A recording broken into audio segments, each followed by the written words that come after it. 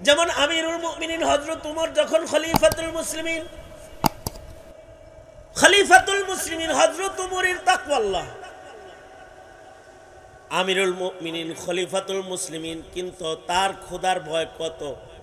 একবার তিনি বাতি লাগায়া, রাতের বেলায় বাতি জ্বালায়া সরকারি হিসাব নিকাশ দেখতেছেন। এমন সময় বাহির থেকে একজন লোক আসছে কথা বলার জন্য, কথা শুরু করছে, আর আমিরুল মুমিনিন হযরত উমর বাতি বন্ধ করে দিচ্ছে। আগন্তুক বলে, মেহমান আসলে বাতি জ্বালাইতে হয়, মেহমানের ইজ্জত করা ঈমান। আমিরুল মুমিনিন, আমি আসলাম, কথা শুরু করলাম, বাতি বন্ধ করলেন কেন? আমিরুল মুমিনিন বলে, এটা বাইতুল মালের বাতি, সরকারি কাজ করার জন্য এই বাতি জ্বালিয়ে আমি খেলাফতের গুরুত্বপূর্ণ জিম্মাদারির কাজ করতেছিলাম। এই বাতি জ্বালায় তোমার সাথে ব্যক্তিগত কথোপকথন করলে এটা আমানতের খেয়ানত হয়ে যাবে। এই কারণে মহান রবের আদালতে কিবরিয়াতে আমি যেন আসামি না হই, আল্লাহর ভয়ে বাতি নিভায়া দিয়েছি। আল্লাহর ভয় এতটাই সতর্ক যে সামান্যতম খেয়ানত যেন না হয়, আল্লাহর আদালতে যেন জবাবদিহিতার কাঠগড়ায় না দাঁড়াতে হয়। একবার হযরত উমর আমিরুল মুমিনিন ভর দুপুরে প্রচন্ড গরমে মরুভূমির উপর দিয়া দুপুর বেলায় রোদ্রের ভিতরে ঘুরতেছিলেন। হযরত উসমানের সাথে রাস্তায় মুলাকাত। হযরত উসমান বললেন, আমিরুল মুমিনিন ভর দুপুরে কি করতেছেন? হযরত উমর বলে, বাইতুল মালের একটা উট হারায় গেছে, ওইটা তালাশ করতেছি। বাইতুল মালের উট তালাশ করতে আপনি বের হইছেন কেন?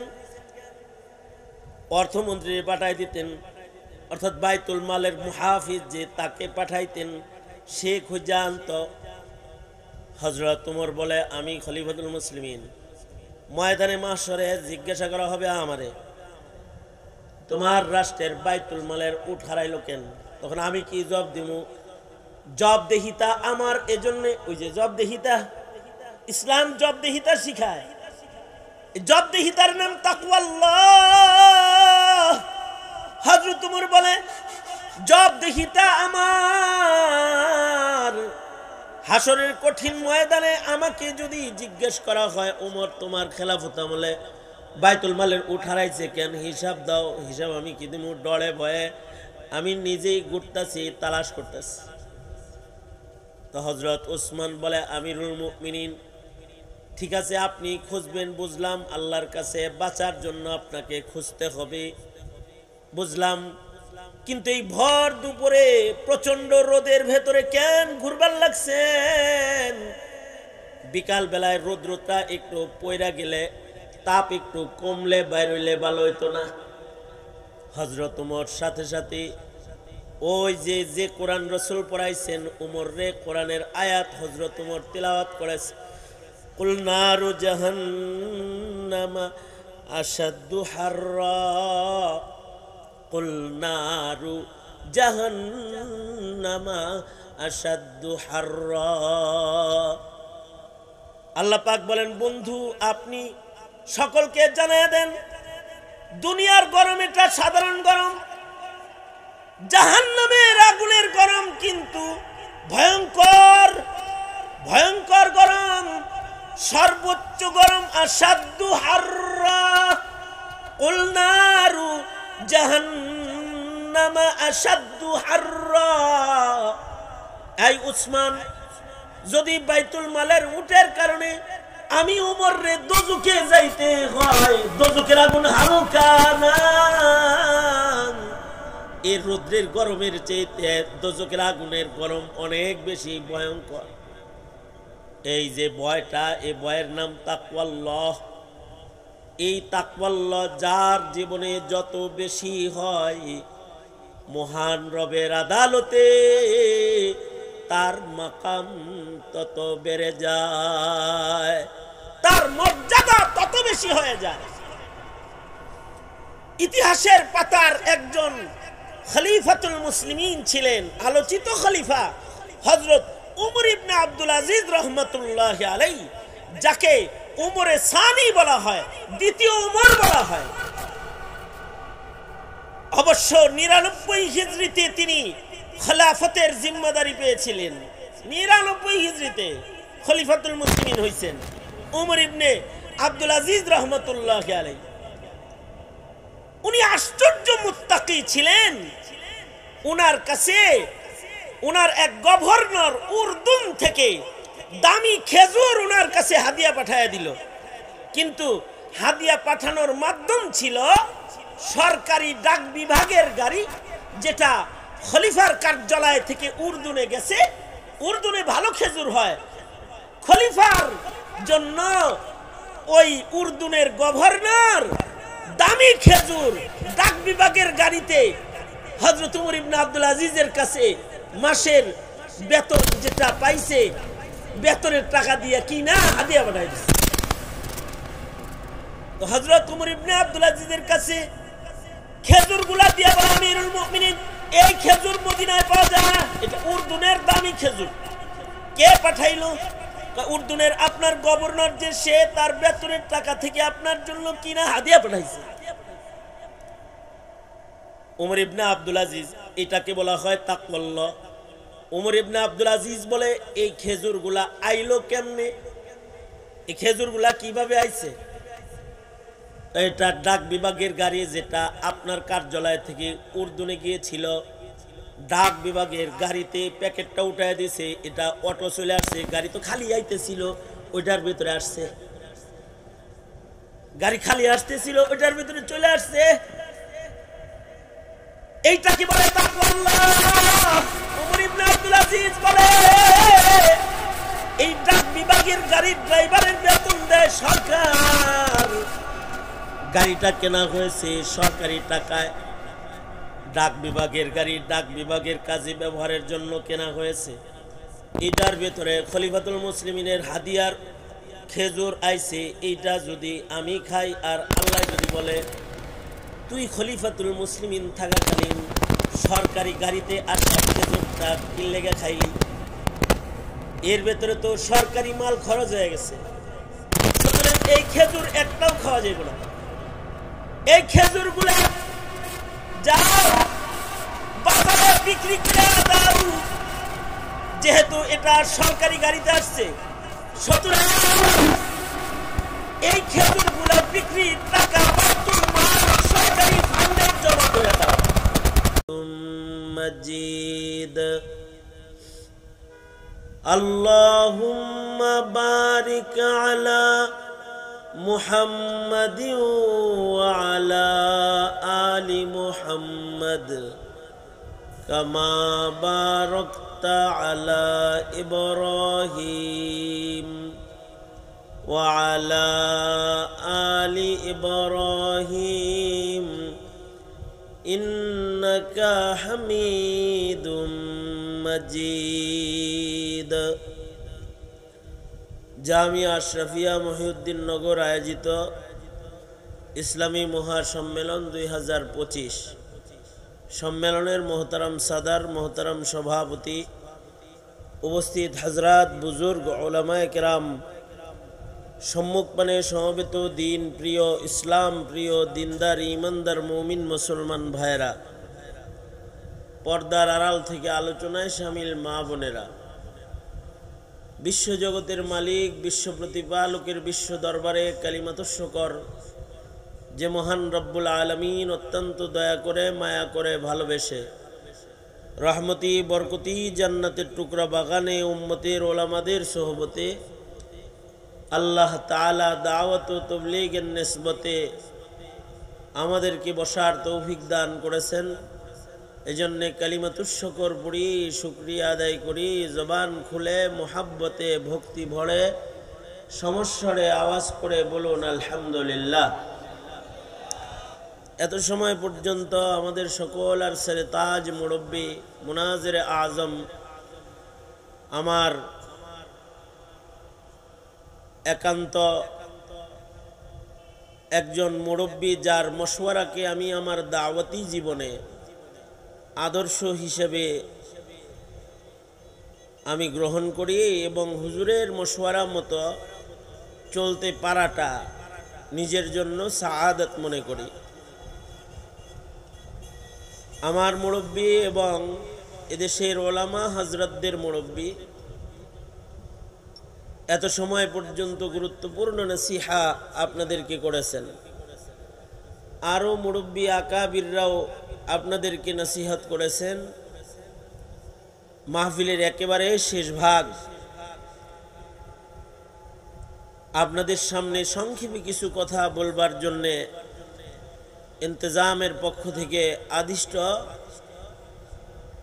বসে গেছি। বরকতের নিয়তে সূরা আলে ইমরানের মশহুর আয়াতে কারিমা আপনাদের সামনে পেশ করেছি, হাদিসের খণ্ড আপনাদের সামনে পেশ করেছি। কিছু কথা বরকতের নিয়তে আপনাদের সামনে বলবার ইরাদা। আল্লাহ তাআলা কিছু উপকারী কথা আপনাদের কানে পৌঁছাইবার তৌফিক দান করেন। আপনারা দোয়া করুন, বলুন আমিন। আমাদের মুরব্বিও বলতেছিলেন আমাদেরকে যে কোরআনে কারীমের একমাত্র তালিম নবীজি 23 বছরের জীবনে এজন্য দিয়েছেন, কারণ কোরআনে কারীমের তালিমই মানুষকে মুত্তাকি বানায়। মুত্তাকি যদি কেউ হয়ে যায় তাহলে সে জান্নাতে যাওয়ার উপযুক্ত হয়ে যায়, কারণ জান্নাত মুত্তাকিদের জন্যই বানানো হয়েছে। উইদ্দাত লিল মুত্তাকিন, জান্নাত প্রস্তুত করা হয়েছে মুত্তাকি বান্দাদের জন্য। দুনিয়ার মাটিতে কেউ যদি টাকাওয়ালা হয় তাহলে জান্নাতে ঢোকা কনফার্ম হয় না। দুনিয়াতে কেউ যদি সুন্দর চেহারার হয় তো তার জান্নাত কনফার্ম হয় না। দুনিয়াতে কেউ যদি বাড়ি গাড়ির মালিক হয় তাতে আখিরাত কনফার্ম হয় না। সুতরাং দুনিয়ার জীবনে মানুষের টাকাওয়ালা হওয়া, বাড়িওয়ালা হওয়া, ক্ষমতাওয়ালা হওয়া, অর্থকড়ির মালিক হওয়া, সুন্দর চেহারার হওয়া, এগুলো মানুষের আসল সফলতা না। মুমিনের জিন্দেগির দুনিয়ার হায়াতের আসল সফলতা হলো মুত্তাকি হওয়া। যে সফলতা ১৬ লক্ষ সাহাবায়ে কেরাম নবীজির সান্নিধ্যে কোরআনের তালিমের মাধ্যমে গ্রহণ করেছেন, অর্জন করেছেন। কেউ যদি মুত্তাকি হয়ে যায়, সে যদি টাকাওয়ালা নাও হয় তাও সফলতা তার অর্জন হয়ে যায়, জান্নাত তার জন্য কনফার্ম হয়ে যায়। কেউ যদি মুত্তাকি হয়ে যায়, দুনিয়ার জীবনে যদি তার 18 তালির জামাও রয়, জান্নাতের লিবাস তার জন্য প্রস্তুত হয়ে যায়। কেউ যদি মুত্তাকি হয়ে যায়, দুনিয়ার জীবনে গাছতলায় যদি তার বসবাস হয়, মুত্তাকি হয়ে দুনিয়ার জীবন শেষ করলে আখিরাত তার পরপারি বাদশাহীর জিন্দেগি কনফার্ম হয়ে যায়। কারণ সর্বনিম্ন জান্নাত যেটা মহান রব্বুল আলামিন মুত্তাকিদের জন্য বানাইছেন, সবচেয়ে ছোট জান্নাতটার আয়তন আসমান ও জমিনের আয়তনের সমান। আরদুহাস সামাওয়াতু ওয়াল আরদ। আর নবীজি বলেন, এই উম্মতকে যে জান্নাত দেয়া হবে সর্বনিম্ন ছোটটা হলো এই পৃথিবীর 10 পৃথিবীর সমান। এই জান্নাত 10 পৃথিবীর সমান রাজত্বের জান্নাত মুত্তাকি ওয়ালাকে আল্লাহ তাআলা দান করবেন। এ কারণে মুত্তাকি হওয়াটাই দুনিয়ার জীবনে একজন মুমিনের বড় সফলতা। সাহাবায়ে কেরাম সফল জামাত যে তারা মুত্তাকি হয়ে কবরে চলে গেছেন, তারা সফল হয়ে গেছেন। আমরাও যদি সফল হইতে চাই তাহলে আমাদেরকে মুত্তাকি হতে হবে। যার তাকওয়ার পরিমাণ যেমন হবে তার জান্নাতের আয়তন তেমন হবে। কেউ যদি সর্বোচ্চ মুত্তাকি হয়, মুত্তাকি কাকে বলা হয়? যারা আল্লাহর ভয়ে গুনাহ বর্জনকারী। কিছু কিছু কাজ আছে যেগুলো না করা গুনাহ, কিছু কিছু কাজ আছে যেগুলো করা গুনাহ। যে সকল কাজগুলো আল্লাহর নির্দেশ এগুলো না করা গুনাহ, যেমন নামাজ না পড়া কি, রোজা না রাখা কি, এই জোরে বলেন, যাকাত না দেওয়া এটা কি, হজ না করা কি। কিছু কিছু কাজ আছে যে কাজগুলা না করা গুনাহ, আর কিছু কিছু কাজ আছে কাজগুলা করলে গুনাহ। নামাজ না পড়া গুনাহ, রোজা না রাখা গুনাহ, যাকাত না দেওয়া গুনাহ। যাকাত না দেওয়ার গুনাহে কেউ যদি আজম বিল জজম করে তাহলে তার বিরুদ্ধেও জেহাদ করা যায়। হযরত আবু বকরের পয়লা জেহাদ ছিল মুনকিরিনে যাকাত, যারা যাকাত দিতে অস্বীকার করেছে তাদের বিরুদ্ধে জেহাদ। হজ্জে বাইতুল্লাহ না করা গুনাহ, এমন গুনাহ যে ঈমান নষ্ট হয়ে যায়। নবী বলেন ইহুদি হয়ে মারা যাক, নাসারা হয়ে মারা যাক, আমি রাসূলের কিছু আসে যায় না। নামাজ ইচ্ছাকৃত না পড়াটা কুফুর সমতুল্য গুনাহ। মান তারাকা সালাতান মুতাআম্মিদান ফাকাদ কাফারা।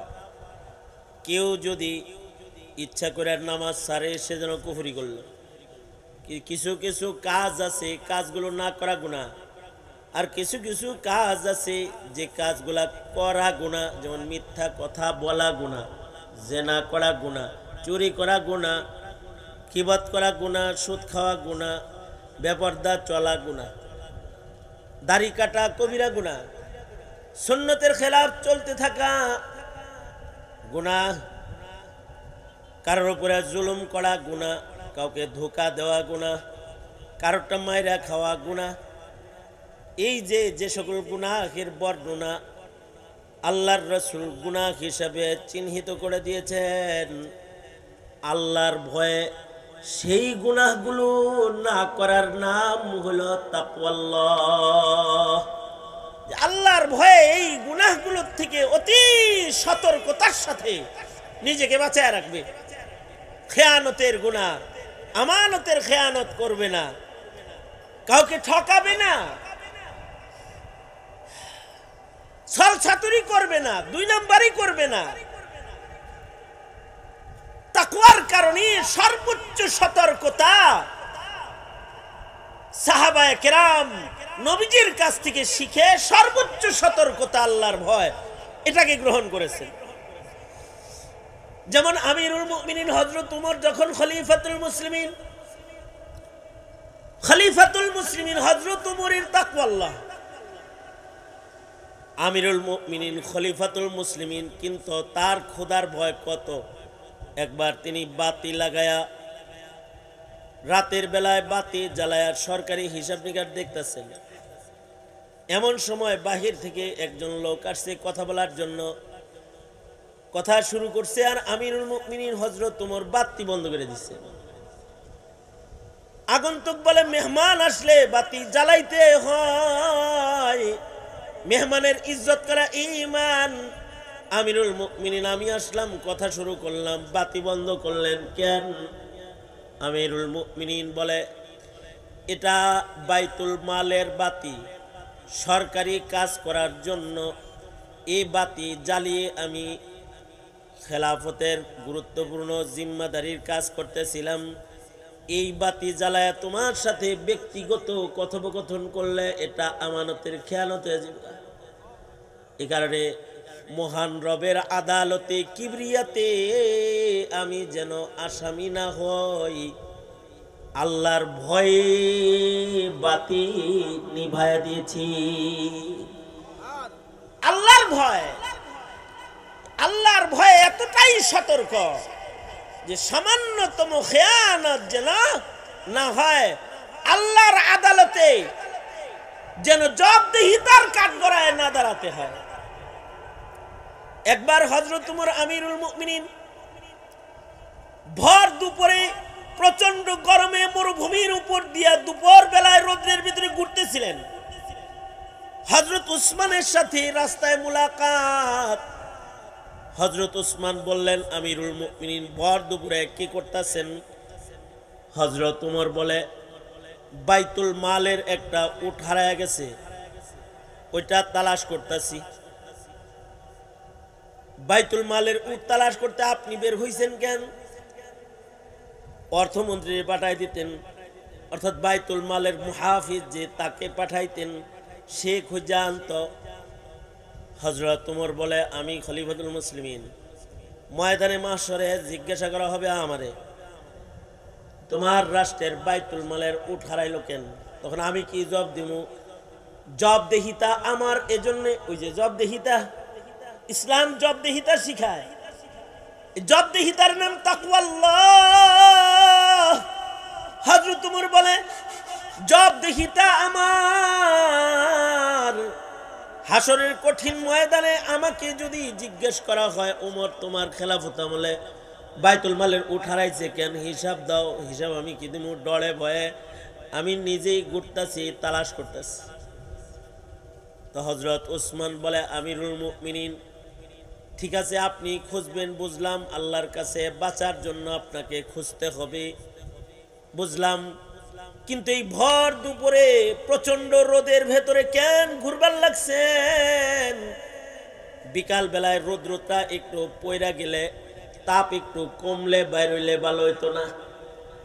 হযরত উমর সাথে সাথে ওই যে কোরআন রাসূল পড়াইছেন উমর রে, কোরআনের আয়াত হযরত উমর তিলাওয়াত করেছে, কুল নারু জাহান্নামা আশাদ্দু হাররা, কুল নারু জাহান্নামা আশাদ্দু হাররা। আল্লাহ পাক বলেন, বন্ধু আপনি সকলকে জানিয়ে দেন, দুনিয়ার গরম এটা সাধারণ গরম, জাহান্নামের আগুনের গরম কিন্তু ভয়ঙ্কর, ভয়ঙ্কর গরম, সর্বোচ্চ গরম। আশাদ্দু হাররা, কুল নারু জাহান্নামা আশাদ্দু হাররা। এই উসমান, যদি বাইতুল মালের উটের কারণে আমি উমর রে দোজখে যাইতে হয়, দোজখের আগুন হালকা না, এই রৌদ্রের গরমের চেয়ে দোজখের আগুনের গরম অনেক বেশি ভয়ঙ্কর। এই যে ভয়টা, এই ভয়ের নাম তাকওয়াল্লাহ। এই তাকওয়াল্লাহ যার জীবনে যত বেশি হয়, মহান রবের আদালতে তার মাকাম তত বেড়ে যায়, তার মর্যাদা তত বেশি হয়ে যায়। ইতিহাসের পাতার একজন খলিফাতুল মুসলিমিন ছিলেন, আলোচিত খলিফা হযরত উমর ইবনে আব্দুল আজিজ রহমাতুল্লাহি আলাইহি, যাকে উমরে সানি বলা হয়, দ্বিতীয় উমর বলা হয়। অবশ্য 99 হিজরিতে তিনি খেলাফতের জিম্মাদারি পেয়েছিলেন। 99 হিজরিতে খলিফাতুল মুসলিমিন হইছেন উমর ইবনে আব্দুল আজিজ রহমাতুল্লাহি আলাইহি। উনি আশ্চর্য মুত্তাকি ছিলেন। উনার কাছে উনার এক গভর্নর উর্দুন থেকে দামি খেজুর উনার কাছে হাদিয়া পাঠায়া দিল, কিন্তু হাদিয়া পাঠানোর মাধ্যম ছিল সরকারি ডাক বিভাগের গাড়ি, যেটা খলিফার কার্যালয় থেকে উর্দুনে গেছে। উর্দুনে ভালো খেজুর হয়, খলিফার জন্য ওই উর্দুনের গভর্নর দামি খেজুর ডাক বিভাগের গাড়িতে হযরত উমর ইবনে আব্দুল আজিজের কাছে মাসের বেতন যেটা পাইছে, বেতনের টাকা দিয়ে কিনা হাদিয়া পাঠাই দিছে।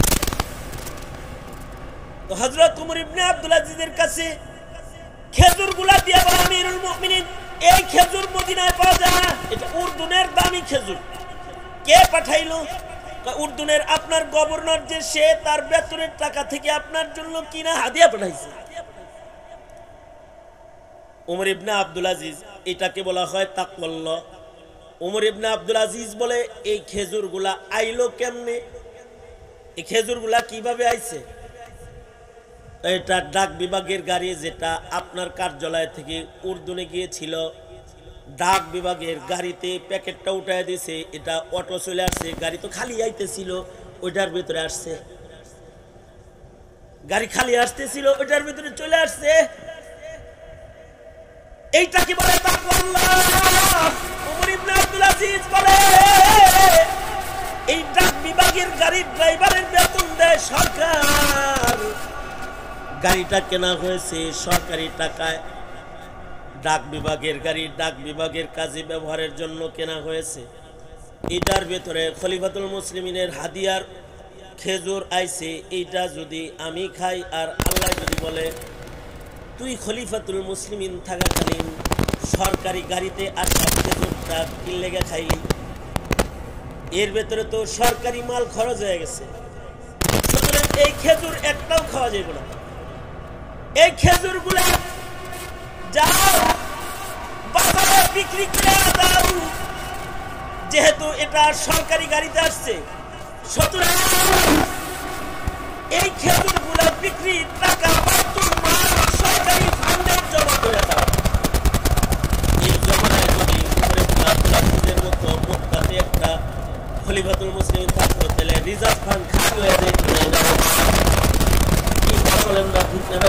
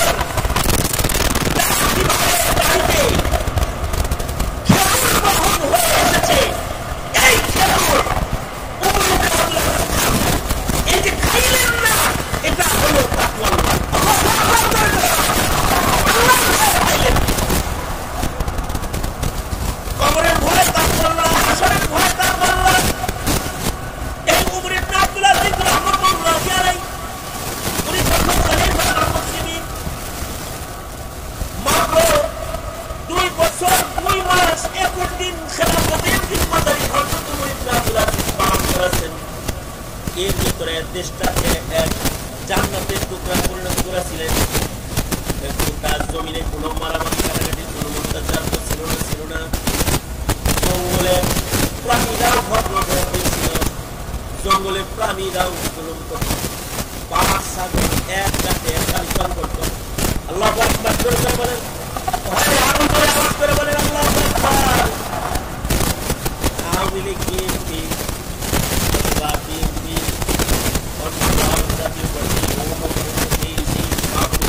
এক প্লেটে খানা বানাবো, ঠিক একজনে বললেন যে এক প্লেটে খানা খাওয়া মুশকিল, কিন্তু বাঘ আর ছাগল এক ঘাটে পরিমাণ করতো। এটা হলো ওমর ইবনে আব্দুল আজিজের শাসন।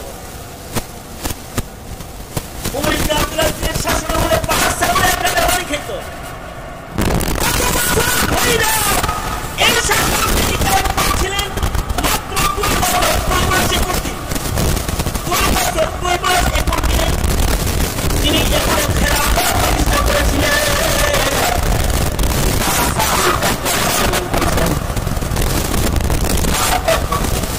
মানুষ এক প্লেটে খানা খাইতে পারে। একটা সময় ছিল তবলিগ জামাতের লোকেরা এক প্লেটে খানা খায়, এরা একজনটা করে না, একজনটা খায় না, একজনটা ধাক্কা দেয় না, মারে না। শেখ হাসিনা সভাপতির বরকতে এই দাওয়া করেছে, ইজতিমার ভিতরে এই দাওয়া ভালো হয়েছে। রক্তপাত আলোচনা বাইরে ইজতিমা ছিল না। এটা হে মিলা হে এমন জুলুম করছে যে জুলুমকে ইজতিমার মাঠে উঠায়। লগি বৈঠার রাজনীতির প্রভাব, মানুষ হত্যা করার প্রভাব আর রক্তপাতের প্রভাব বিশ্ব ইজতিমা মাঠের উপরে ফেলে দিয়েছে। খেলাফতের প্রভাব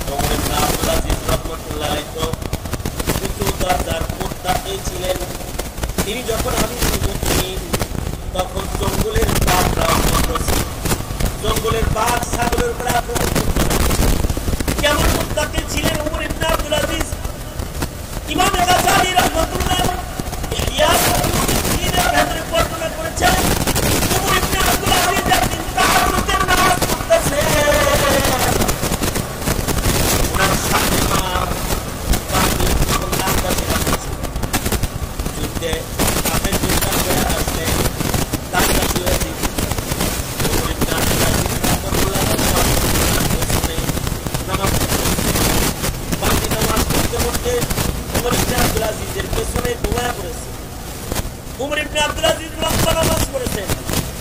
উমর ইবনে আব্দুল আজিজ নামাজ শেষ করেছেন। শেষ করার পরে দেখে বান্দি ঘুমা রয়েছে। হঠাৎ করে বান্দি কান্না শুরু করছে, চিল্লায় কাঁদছে। উমর ইবনে আব্দুল আজিজ বলে, দাসী কাঁদো কেন? দাসী বলে, ভয়ঙ্কর একটা সাপ দেখছি, সাপ করে ভয় কাঁদছে। উমর ইবনে আব্দুল আজিজ বলে, দাসী কি স্বপ্ন দেখেছ? দাসী বলে, আমিরুল মুমিনিন, আমি স্বপ্নে দেখি হাসরের ময়দান ছায়া হয়েছে।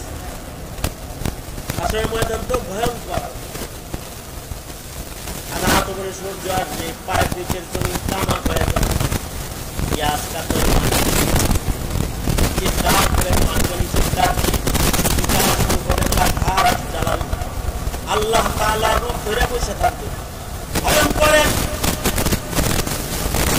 বিভীষিকাময় এক বিভৎস অবস্থা হাসরের ময়দানে হবে, যেটা দেখে নবী রাসূল মুহাম্মদ সাহস হয়ে যাবে। সব নবীরা মাথা নিচে দিয়ে দাঁড়িয়ে থাকবে। হাসরের ময়দান ভয়ঙ্কর, হাসরের ময়দান ভয়ঙ্কর। দাসী বলে, হাসর কায়েম হয়েছে, হাসরের ময়দান কায়েম হয়েছে। তো আল্লাহ তাআলা দোজখের উপরে পুসরাত সে শব্দ দেখতেছে যে দোজখের উপরে পুসরাত কি স্থাপন করা হয়েছে। জাহান্নামের উপরে একটা পুসরাত, যেই রাস্তা দিয়ে সমস্ত জান্নাতীকে এক পথে আল্লাহ জান্নাতে ঢুকতে হবে। নবী, সিদ্দিক, শহীদ, ওলি, মুমিন, যারাই আল্লাহর জান্নাতে যাবে, আল্লাহর জান্নাতে যাওয়ার একটা মাত্র রাস্তা, এটা হলো পুসরাত ছাড়া আর কোনো পথ নেই। পুসরাতটা স্থাপন হবে দোজখের উপরে, দোজখের উপর দিয়ে হাইটা খাইতে হবে আল্লাহর রাসূল। এর বর্ণনাটি থেকে আল্লাহর রাসূল বলেছেন, যারা ঈমান আর তাকওয়ার আলো লইয়া পুসরাতে দাঁড়াবে, তারা পুসরাতের পুল পার হয়ে জান্নাতে তাকওয়ার আলো, ঈমানের আলো, আমলের আলো দিয়া তারা পুসরাতে দাঁড়াবে, তারা জান্নাতে পৌঁছে যাবে। কিন্তু যাদের ঈমানের আলো, যাদের তাকওয়ার আলো, যাদের নামাজের আলো কম হবে, সব বাতির আলো যেমন এক না, সব নামাজের আলো এক না, সব বাতির আলো এক না, সব নামাজের হয়। কিছু অনেক নামাজে অল্প আলো হবে, কিছু বাতি আছে অনেক জ্বালাইলে অল্প আলো হয়, আর কিছু বাতি আছে একটা জ্বালাইলে আলো হয়। সূর্যের আলো একটা বাতি কত আলো, এত বাতি চলছে। ইমানের আলো, আলো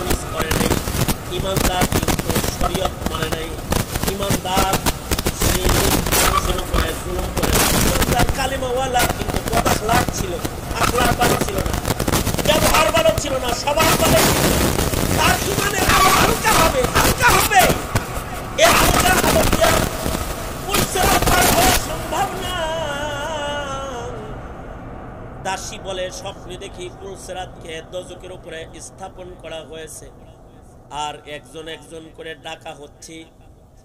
আপনার পূর্বের 3 জন খলিফাকে ডাকা হলো, নাম ধরে ধরে আমি স্বপ্নে দেখি।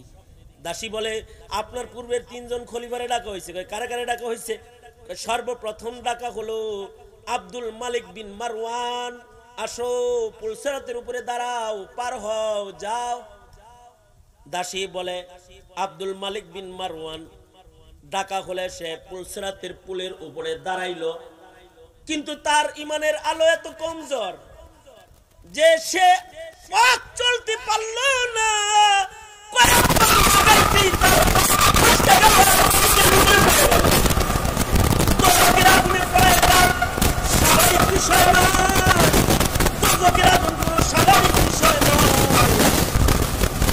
গতকালকে আমার প্রোগ্রাম ছিল যশোরে, মাহফিল থেকে বেরোইছি, তো এক টিউবওয়েল ফ্যাক্টরির মালিক আসছে আমার কাছে, এসে কয় হুজুর আমার ফ্যাক্টরিতে একটু দেখতে যান। টিউবওয়েল বানায়, গেছি হার ফ্যাক্টরিতে, যা দেখি আগুনে জ্বালায়া লুহারে তরল পানি বানায় হয়েছে। এই পানিগুলা বালতিতে নিয়ে নিয়ে ঘরের ভেতরে দেয় আর এগুলো দিয়ে টিউবওয়েলের পাশে দিতেছে। কয়েক সেকেন্ডের ভেতরে এটা আবার জমে যায়। চুলার কাছে যাইছি, দেখি লুহা জ্বালাই না, এই চুলাটা, এই চুলার পাশে যারা কাজ করতেছে তারা আলাদা পোশাক পরে রয়েছে, আগুনের ফুলকি যেন তাদের গায়ে না লাগে। তারা খুব সতর্ক, এই ভয়ঙ্কর আগুনের কোনো বাতাসে কোনো ফুলকি যেন তাদের গায়ে না লাগে। জিজ্ঞাসা করলাম, ও ভাই লুহার পানি বানেন না, এই আগুনটা কি দিয়ে জ্বালানো হয়েছে? এটা কি গ্যাসের আগুন? না না হযরত, এটা কয়লা দিয়ে জ্বালানো হয়েছে। আমি বললাম কয়লার আগুনই এমন ভয়ঙ্কর যে লোহারে পানি বানায় ফেলতেছি? কয় জি হুজুর, এটা লোহাকে পানি বানায় ফেলেছে। আবার এই যে রাখতেছি 21 সেকেন্ড 22-23 সেকেন্ডের ভেতরে এটা জৈমা যাইতেছে। চুলার সামনে দাঁড়ায়া ভেতরে কাঁপা শুরু হইল, কারণ আমি একটু সামনের দিকে চলে গেলাম। যে কয়লার আগুনের চুলায় যদি এমন হয়, আগুনের সামনে লোহা পুরা পানি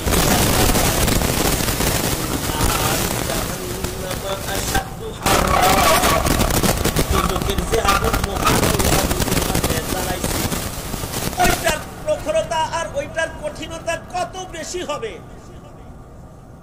আর এই দোজখের লাকড়ি লোহা না, কাঠ না, এর লাকড়ি বানানো হবে গুনাহগার মানুষগুলা, এর ভিতরে ফেলে দেওয়া হবে। ওই দোজখের আগুনের ভিতরে যদি কয়েক সেকেন্ডের জন্য কাউরে ফেলা হয়, না জানি তার অবস্থা কি হবে। পুলসিরাতকে ওই দোজখের আগুনের উপরে মহান আল্লাহ স্থাপন করবেন। যারা পুলসিরাত পার হবে তারা জান্নাতে চলে যাবে, বলে আব্দুল মালিক বিন মারওয়ানকে ডাকা হইল।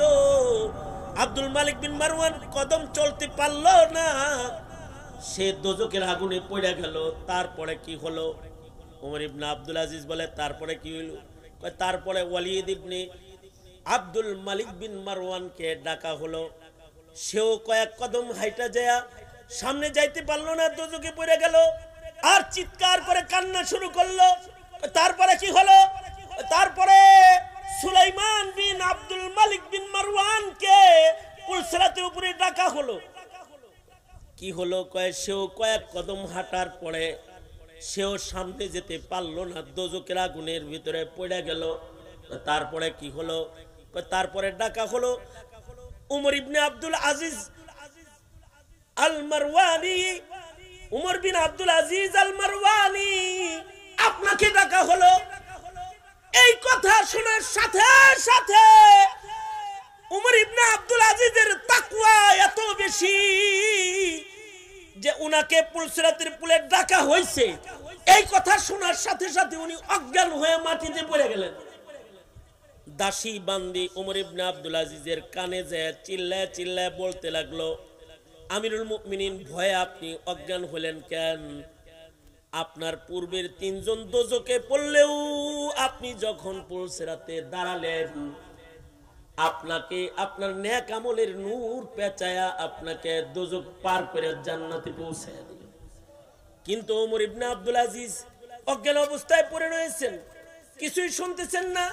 দাসী চিল্লাইতেছে আর কাঁদতেছে আর বলতেছে, আপনারই যদি এই অবস্থা হয় তাহলে আমার কি অবস্থা, আপনারই যদি এই হালত হয় তাহলে আমার কি হালত। ওমর ইবনে আব্দুল আজিজের মাথার ভেতরে পানি দিতে দিতে কিছু সময় পরে ওমর ইবনে আব্দুল আজিজের হুশ আসছে পরে ওমর বলে, দাসী আমার নাম ধরে ডাকা হলো, এরপরে কি হয়েছে তা তো বললেন না। আপনি তো এটা বলার আগেই অজ্ঞান হয়ে গেছেন। আপনার নাম ধরে ডাকা হয়েছে ঠিক, কিন্তু আল্লাহর কসম আব্দুল মালিক বিন মারওয়ান দোজখে পড়ে গেছে, ওয়ালিদ ইবনে আব্দুল মালিক বিন মারওয়ান পড়ে গেছে, সুলাইমান বিন আব্দুল মালিক বিন মারওয়ান পড়ে গেছে, কিন্তু ওমর ইবনে আব্দুল আজিজ আল মারওয়ানি আপনাকে যখন ডাকা হইছে, আল্লাহর কসম আপনাকে নেক আমলের নূর পেঁচায়া জান্নাত পর্যন্ত পৌঁছায়া দিয়েছে। যাদের নেক আমল রবে, যাদের তাকওয়া রবে, তাদেরকে আল্লাহ তাআলা এভাবে বিজলির মতো পার করে জান্নাতে পৌঁছায়া দিবে। আল্লাহর রাসূল বলেন, উম্মতেরা রে, সুন্দর বাড়িওয়ালা হইলে আমি তোদের জান্নাতের জিম্মাদার না, তোরা ক্ষমতার মালিক হলে তোদের জান্নাতের জিম্মাদার আমি না, সুন্দর চেহারাওয়ালার জান্নাতের জিম্মাদার আমি না। কিন্তু আল্লাহর রাসূল বলেন, এই আমার উম্মত, আমি নবী নিজে দায়িত্ব নিলাম, তোমাকে আল্লাহর জান্নাতের ভেতরে মাঝখানে একটা বাড়ি আল্লাহর কাছ থেকে আমি রাসূল নিজে নিয়ে দিব। আল্লাহর রাসূল বলেন, ক্বালা রাসূলুল্লাহি সাল্লাল্লাহু আলাইহি ওয়াসাল্লাম, আনা যাঈমুন বিবাইতিন ফি ওয়াসাতিল জান্নাহ। নবীজি বলেন, উম্মতেরা, তোমাদেরকে আমি নবী নিজ দায়িত্বে নিজ জিম্মায় আল্লাহর জান্নাতের মিডলে মাঝখানে আল্লাহর কাছ থেকে একটা বাড়ি আদায় করে দেওয়ার দায়িত্ব আমি রাসূল নিজে নিয়ে নিলাম। শর্ত হলো, লিমান হাসানা খুলুকাহু, যে তার চরিত্র ভালো বানাইবা, আমি নবী নিজ জিম্মায় দায়িত্বে তাকে আল্লাহ জান্নাতে পৌঁছায়া দিব। জান্নাতের কনফার্মেশন না, কিন্তু চরিত্র সুন্দর হলে জান্নাতের কনফার্মেশন আল্লাহর রাসূল নিজে দিয়েছেন। আল্লাহর রাসূল বলেন, তোমরা দুইটা জিনিসের জামানতকারী না, আমি জান্নাতের জামানতকারী দিব। যারা নিজের মুখ, নিজের অভ্যাস থেকে পবিত্র রাখবা, এটা জামানতকারী যারা দিবা, আমি নবী জামানতকারী নিলাম, তাকে আমার জান্নাতে পৌঁছায়। সুবহানাল্লাহ, রাসূল নিজে জান্নাতে পৌঁছায়। নবীজিকে আল্লাহ তাআলা ওই আখলাকের সৌন্দর্য সর্বোচ্চ দিয়ে জমিনে পাঠিয়েছিলেন। নবীজি সাহাবীদেরকে এই আখলাকটাই শিখাইয়া দিয়েছেন। পৃথিবীর 3 দিন অধঃপতন যেটা ঘটতেছে সেটা হলো আখলাকের অধঃপতন, তাকওয়ার অধঃপতন, ঈমানের অধঃপতন। এইটা একজন মুমিনের জীবনের সবচেয়ে ভয়ঙ্কর। আমাদের আওয়াজরা, আমাদের পিতৃপুরুষ যাদেরকে দেখে কাফের কালেমা পড়ে মুসলমান হয়েছে, তাদের চেহারা দেখে না, তাদের আখলাক দেখে কাফের কালেমা পড়ে মুসলমান হয়েছে। সাহাবায়ে কেরামের আখলাক দেখে কাফের কালেমা পড়ে মুসলমান হয়েছে, তাবেঈনদের আখলাক দেখে কাফের কালেমা পড়ে মুসলমান হয়েছে। অত দূর যেতে হবে না, এই তো শত শত বছর আগেও আমাদের বুজুর্গদের আখলাক দেখে কাফের কালেমা পড়ে মুসলমান হয়েছে। এই হুসাইন আহমদ মাদানী, এই আশরাফ আলী থানভী, ওনাদের আখলাক দেখে হিন্দুরা কালেমা পড়ে মুসলমান হয়েছে। হযরত মাদানী রহমাতুল্লাহ আলাইহি একটা ট্রেন সফর করতেছেন, ওনার পাশেই একটা হিন্দু সফর করতেছে হযরত মাদানির সাথে। এই হিন্দু ট্রেনের ভেতরে বাথরুমে চাপ দিছে, হাগু ধরছে। হাগু ধরলে যদি চাপ বেশি দেয় হাগুতে, তাহলে এটা আটকায় রাখা কষ্ট না? কথা কন মিয়া, মানে হাগায় যদি চাপ দেয় এটা আটকায় রাখা কষ্ট না? এদিকে আটকায় রাখার জিনিস। যাই হোক, এই ইকোমিকো বন্ধ কর তুই। এই ইস্তেঞ্জায় চাপ দিছে, চাপ দিছে আতঙ্কিত, অস্থির হয়ে গেছে। কি করবে? বাথরুমে গেছে, কিন্তু কম্পার্টমেন্টের বাথরুমের ভিতরে এমন ময়লা, এইটা বাথরুম করার চাইতে কাপড়ে করে দেওয়া এইরকম ময়লা। এই হিন্দু ভদ্রলোক বাথরুম না করে আইসা হযরত মাদানির পাশে বসে গেছে। হযরত মাদানি তো চেহারা দেখে বলছেন এত সমস্যা হয়েছে, মানে সে হাগু করতে পারতেছে না, দেখে তার চেহারা তো ঘামতেছে রে। হযরত মাদানি নিজেই পানি লইয়া বাথরুমে চলে গেছেন।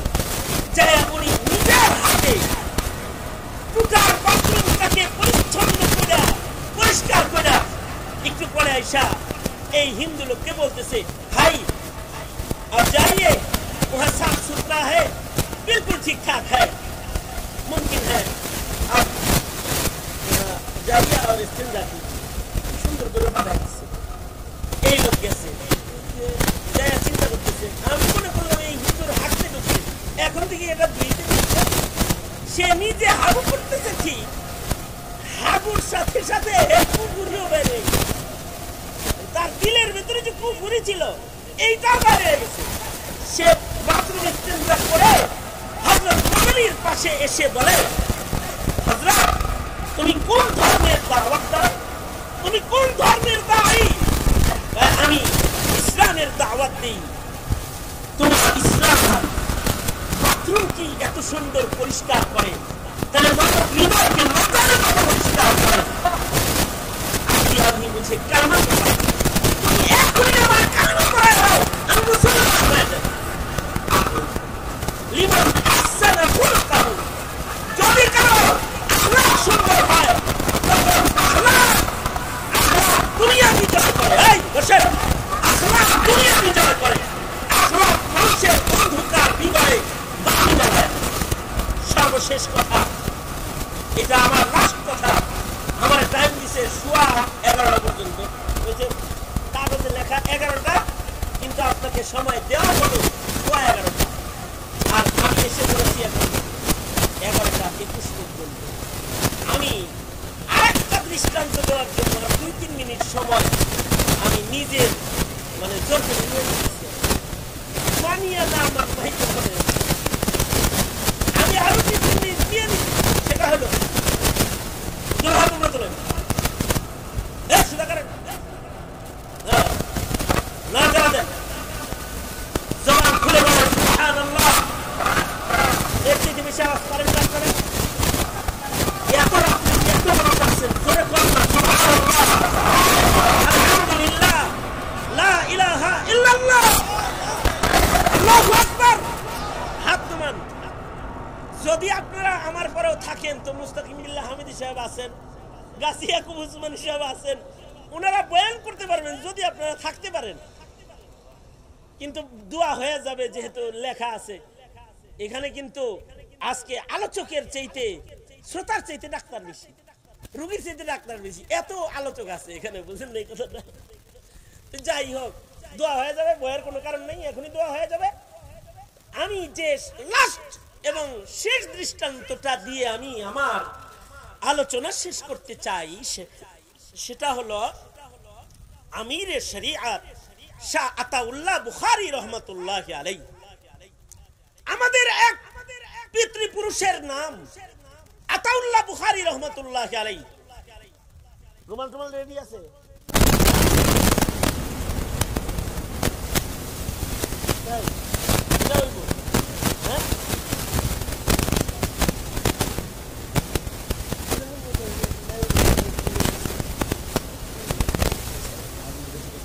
আপনাদেরকে কাছে দোয়া নিতে গেছিলেন।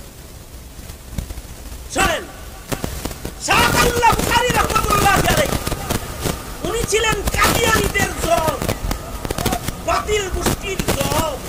আতাউল্লাহ বুখারী বাতিলরা যদি আতাউল্লাহ বুখারীর নাম শুনতো তো মুইতে দিত। স্যার হোসেন কেমিয়া যেমন ফখরে বাঙ্গাল তাজুল ইসলাম রহমতুল্লাহ আলাইহি ওনার নাম শুনলে পরে কাদ্দানীরা মুইতে দিত না, এইরকম আর কি। আতাউল্লাহ বুখারী রহমতুল্লাহ আলাইহির নাম শুনলে বাতিল পেশাব করত। একবার তো মির্জা গোলাম আহমদ কাদিয়ানীর লগে দেখা বহস করতে আইছে আতাউল্লাহ বুখারী রহমতুল্লাহ আলাইহি।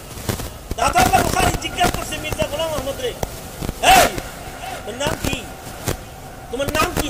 তোমার নাম क्या है? আমার নাম হলো ইসমি আহমদ। কি নাম? না আব্বা রাখছিল নাম মির্জা গোলাম আহমদ। আমি নামে শুনতে মির্জা গোলাম কেটে দিয়েছি, আপাতত আনা আহমদ ইসমুহু আহমদ আনা খাতামুন নবিয়্যিন। নাউযুবিল্লাহ, আওয়াজ করে জোরে কর নাউযুবিল্লাহ, জোরে করে কর নাউযুবিল্লাহ। ওই যে কোরআনে আছে না ইসমুহু আহমদ, আমি গোলাম কাটটা আপাতত আমি আহমদ, আমি শেষ নবী। নাউযুবিল্লাহ, জোরে বলেন। নবীর পরে নবী আছে, জোরে আওয়াজ করে বলেন আমাদের নবীর পরে নবী আছে। মির্জা গোলাম আহমদ কাদিয়ানী যে নবী দাবি করেছে তার দাবি কি ঠিক না বেঠিক? সে কি নবী না কাফের? আওয়াজ করে বলেন নবী না কাফের? তাকে নবীকে নবী বলে সে কি? নবীকে নবী বলে সে কি? নবীকে নবী বলে সে কি? তার গোষ্ঠীকে কেউ যদি সহযোগিতা করে সে কি? কাদিয়ানীরা কাজ। আগামী 15 তারিখে খাতমে নবুয়ত সম্মেলনে আপনাদেরকে দাওয়াত দিচ্ছি।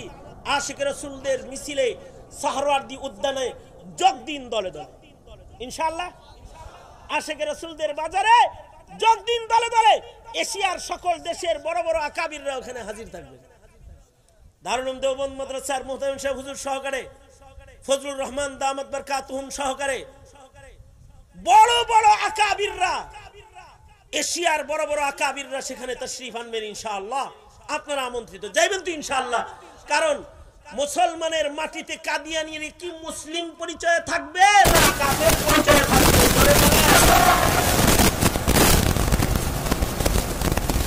আতাউল্লাহ বুখারী রাহমাতুল্লাহ আলাইহি তো কাদিয়ানীর জন্য নাম ছিলেন। উনি বললেন আব্বা তো নাম রাখছি মির্জা গোলাম আহমদ, গোলাম क्या दिसी फिलहाल मैं अहमद इसमुहु अहमद, कुरान में है ना आखिरी नबी जो होंगे उनका नाम अहमद होगी, तो अना अहमद अना खातमुन नबिय्यिन, আমি আহমদ আমি শেষ নবী, এটা দাবি করছে। আশ্চর্য ব্রেন, আশ্চর্য জবাব দেওয়ার ব্রেন ছিল আতাউল্লাহ বুখারী রাহমাতুল্লাহ আলাইহি। তো আতাউল্লাহ বুখারী রাহমাতুল্লাহ আলাইহি বললেন তোর নাম যেহেতু গোলাম কাটটা আহমদ, আমার নাম আমার মা বাবায় রাখছিল আতাউল্লাহ, আমি আমি আল্লাহ, আমি তোর মতোই ভবিষ্যৎ নবুয়ত দেইনি। এক ডাকাতি দিয়ে যে বিদায় করছে, এটা এর কাছে আজও কাছে কেন হয়েছে? কোনো দিন আর আতাউল্লাহ বুখারী রাহমাতুল্লাহর সামনে আর আসে নাই। এইরকম একজন আজব গরম মানুষ ছিলেন আতাউল্লাহ বুখারী, কিন্তু আখলাক কেমন ছিল? আতাউল্লাহ বুখারী রাহমাতুল্লাহ আলাইহি একদিন খানার দস্তরখান বিছায়া আতাউল্লাহ বুখারী বসে আছেন, মেহমানের ইন্তজার করতেছেন, মেহমান লয়া খানা খাইবেন। হঠাৎ করে দেখে ওনার সামনে দিয়া একটা মেথর, হিন্দু মেথর, হাতে বালতি আছে, ঝাড়ু আছে, বালতি আছে। কোথাও থেকে হয়তো মেথরের কাজ করে আসলো। মেথররা কি করে? স্বর্ণ কুড়ায়। স্যার হইছেন কে? মেথররা কি করে জোরে বলেন? পায়খানার টাঙ্কি সাফ করে মিয়া। কেবল মাত্র পায়খানার টাঙ্কি টুঙ্কি সাফ করে মেথর একটা হাতে বালতি ঝাড়ু লইয়া এখান দিয়ে যায়। আতাউল্লাহ বুখারী বলে, এ পাইছি, এ আসো কাছে আসো। এই লোক কাছে আসলে আতাউল্লাহ বুখারী তার দিকে তাকায়, ভাই খানা খাও নাই? সে বলে, হযরত আমির শরিয়ত সাহেব, আজকে খানা খাইনি তা না, 2 দিন যাবত পেটে খানা নাই, ক্ষুধার যন্ত্রণা লই এই কাজ করে, কেবল মাত্র একটু কাজ করলাম, কিছু ইনকাম হয়েছে, বাড়িতে বাজার নিয়ে গেলে তারপরে বাচ্চা কাচ্চা বিবি সবাই মিলে রান্না করে খাবো, ক্ষুধার্ত বাড়ির সবাই। আতাউল্লাহ বুখারী বলে, আসো আসো আমার কাছে আসো,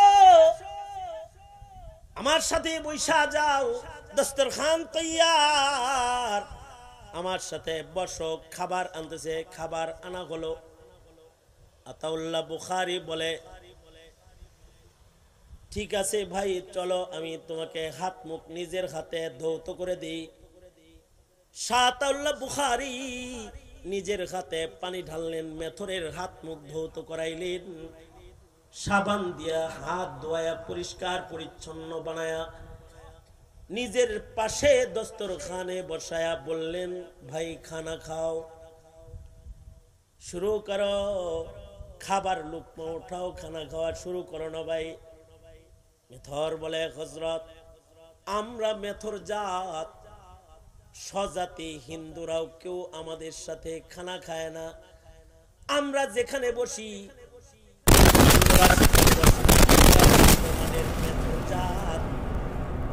আমরা যে প্লেটে খানা খাই সে প্লেটে অন্য আর কেউ খায় না।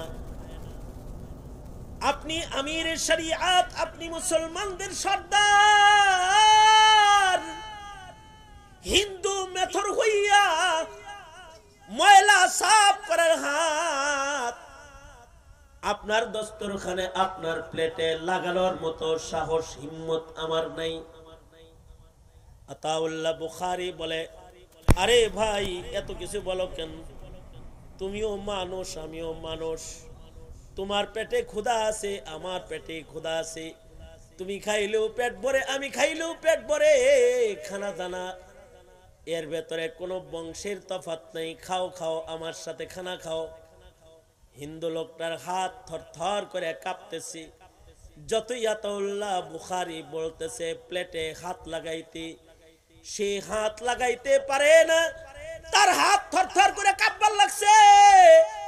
আতাউল্লাহ বুখারী এটা দেখা বুঝা ফেলছেন মেথর তার নিজের হাতে আমার প্লেট থেকে খানার লুকমা উঠায় খাওয়ার মতো হিম্মত তার নাই।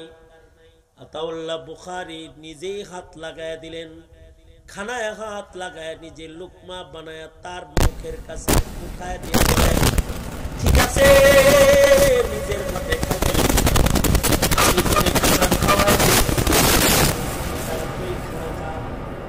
আতাউল্লাহ বুখারী নিজে এক লুকমা খায়, হিন্দুরে আর এক লুকমা খাওয়ায়, নিজে হাতে খানা খাওয়া ভেতরকে পেট ভরায় দিছে, সামনে পানি পান করার গ্লাস আছে, খানা কমপ্লিট হয়েছে। আতাউল্লাহ বুখারী বলে, এই এই গ্লাস দিয়ে পানি পান করে পিপাসা মিটায়া লাও। সে বলে, আমরা যে পাত্রে পানি খাই পাত্রে কেউ পানি পান করে না, আপনার গ্লাসে আমি পানি খাবো না, আমি অন্যত্র গিয়ে খাবো। আতাউল্লাহ বুখারী তার হাত ধরে বসায়া গ্লাসটাও নিজের হাতে মুখে লাগায়া দিয়া পানি পান করে, ওই গ্লাসে আতাউল্লাহ বুখারী নিজেও আবার পানি পান করে বুঝায়, মানুষ এক পাত্রে খাওয়াটা এটা কোনো অন্যায় নয়, এটা খাওয়া যায়, এটার নাম আখলাক। হিন্দু ভদ্রলোক রে খানা খাওয়ায়া পানি পান করাইয়া আতাউল্লাহ বুখারী নিজের হাতে তার মুখে ধৌত কইরা পরিষ্কার করে বলে, যাও এবার তুমি বাড়ি যেতে পারো। লোকটা আবার মেথরের সামানগুলো হাতে লইয়া যখন চলে যাইতেছি, যাওয়ার আগ দিয়া বলে, আমিরে শরিয়াত শাহ সাহেব চলে যাবেন না, এখানে একটু সময় বসেন, আমি একটু বাড়ি থেকে আসতেছি। লোকটা বাড়ি চলে গেল। কিছু সময় পরে নিজের বিবিরে, নিজের সন্তানদেরকে গোসল করায়া, সুন্দর কাপড় পরায়া, দৌড়ায়া পেরেশান হইয়া আতাউল্লাহ বুখারী রহমাতুল্লাহর কাছে আসছে। আইসা বলে, আতাউল্লাহ বুখারী, নিজের হাতে আমার পেট ভরায় খানা খাওয়াই দিছো, এবার নিজের হাতে আমার হাত ধোয়া দিছো, মুখ ধোয়া দিছো, তুমি কি আমাকে নিজের হাতে আমার দিলটা একটু বড়াইয়া দিবা না? আমার জিন্দেগির কুফুর কি ধুইয়া একটু তাওহীদের শরাব আমারে পান করাইবা না? আমি আমার বিবি বাচ্চা সব লয়ে আসছি, আমিরের শরিয়াত কালমা পড়াও, আমরা সব মুসলমান হয়ে যাব। আল্লাহর রাসূল বলেন, আলা রাসূলুল্লাহ সাল্লাল্লাহু আলাইহি ওয়াসাল্লাম,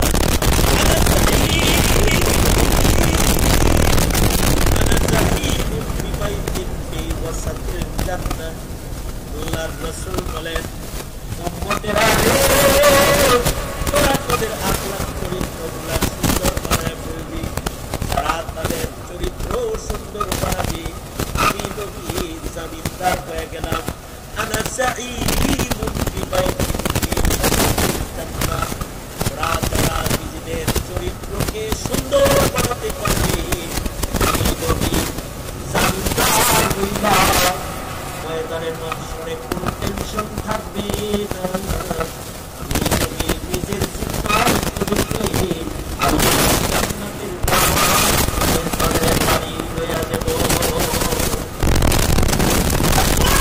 আখলাক, নবী বলেন, বুইসতু লিউতাম্মিমা মাকারিমাল আখলাক, তোমাদেরকে